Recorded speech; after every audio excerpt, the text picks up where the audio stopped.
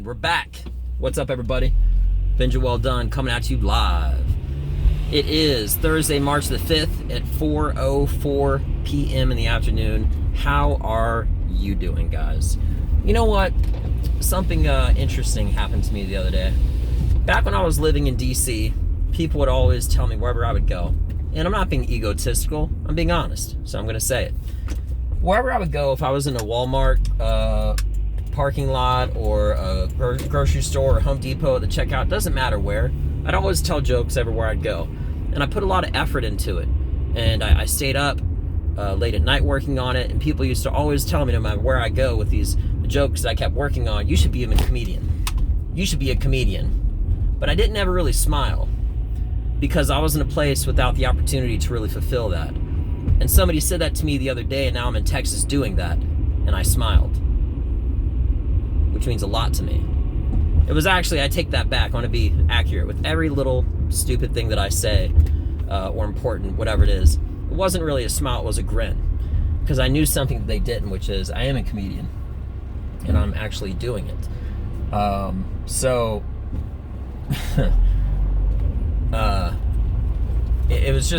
It was just like, you know how sometimes you can have like a small action and get like a big reaction? You take like a small little seed and put it to the ground, and it blooms into this, like a giant tree with apples, and you can literally eat off of that small, that big tree, which was from that small idea or small seed or whatever the case is. Moving to Texas was the seed, and now I'm fully blooming.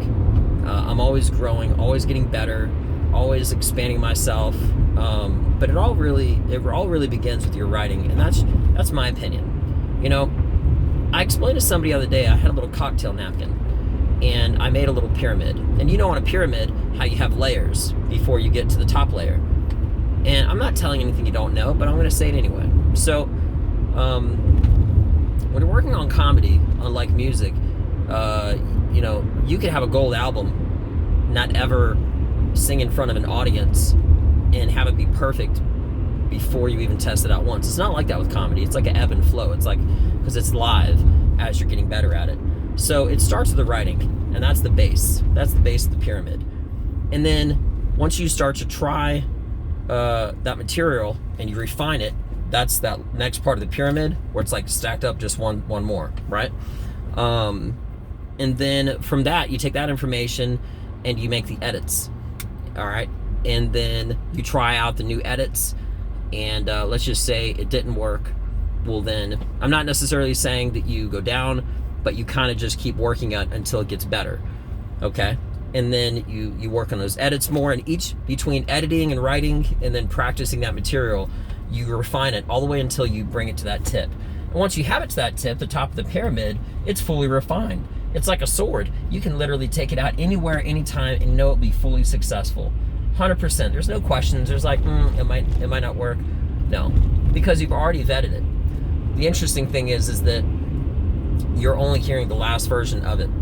If one of the things that I really would want to do, and it's inspiring just to know that if I were to go to the world famous Comedy Store in Los Angeles, California, I could go and I could see a comic bomb. But to me, that's actually inspiring. And here's the detail of what I'm saying. It's not inspiring to watch somebody not do good under any circumstance, because that's not, I understand, as a comic, they're not bombing.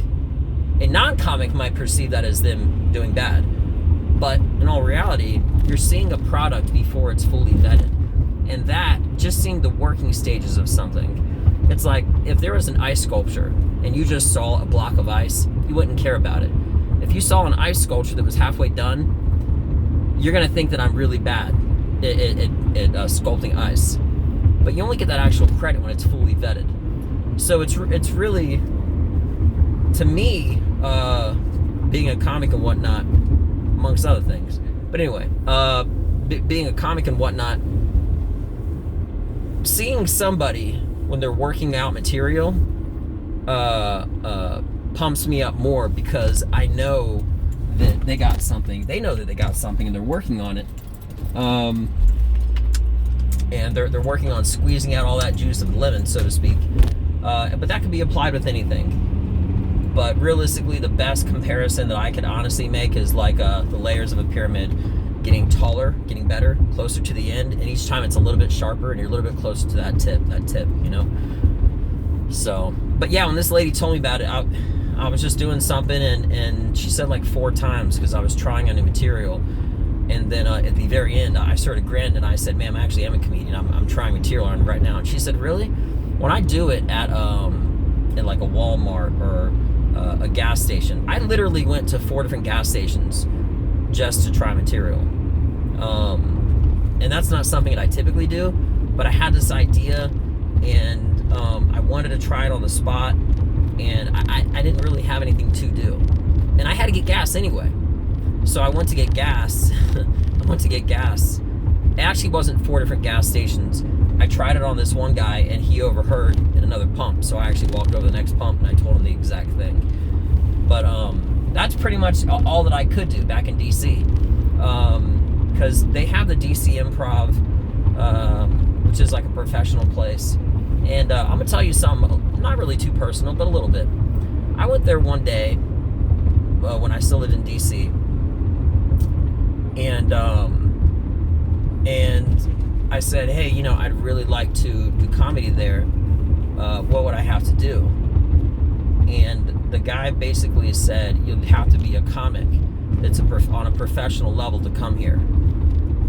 And the guy who was the door guy, he just took one look at me. He hadn't even heard me. And he just added more fuel to the fire. Because I had talked with the manager. The manager was totally cool. Because I think the manager was probably smart enough to know that you don't ever really know who you're talking to or where they're going or what they're doing or how their seriousness level. He was just being very nice and very professional. So, but as I was walking out, the door guy looked at me and he said something about me not being good enough. He hasn't heard me say a joke. He was just being a douche, you know. And he wasn't saying it like a joking kind of a way. He actually was being like, he was, for whatever reason, he was just being a jerk. And I'm not necessarily saying that I wish he still works there or something like that, but whatever the case is, I am going to be at the DC Improv one day. And when I go there, that's either the first thing or last thing that I'm going to say. And I'm going to have everybody point to where that guy was standing, and I'm going to say, guess what? I'm right. So motivated. So right now, I got this show on next, it's like in a week. And I'm just going down to the bus station to try out my 10-minute set of material.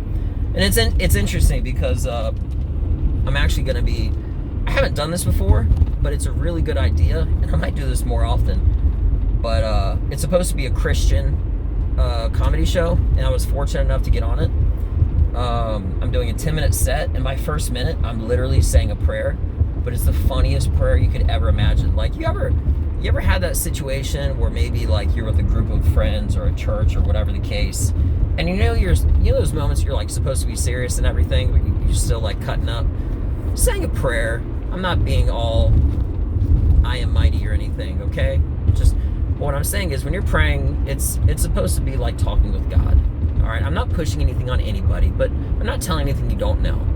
All right, but there would always be this thing if you were with friends or in the army or something like that. If someone was going to say a prayer, they might use that opportunity, just like that really famous scene in Talladega Nights when they're saying the prayer, and you would just be like joking as you're saying it and making people laugh, not disrespecting anybody, not disrespecting God, not doing that. It's not the purpose. But the whole purpose is to is sort of cover up the fact that I'm already actually saying a joke in a moment that they could be taking something more seriously. They're laughing at the fact. So it's like a really indirect way to get in jokes and be on topic. But what I'll have to do is I'll have to just put the audio of that one minute set up. Of that, the 1 minute of the 10-minute of the prayer and whatnot. That's gonna be so good. Yeah. So anyway, I'm not saying that's all I got, but for right now, I'm just going to focus on driving. I'll be there in just a couple minutes, and I'm really trying to keep this around like 10 minutes to try to keep people active.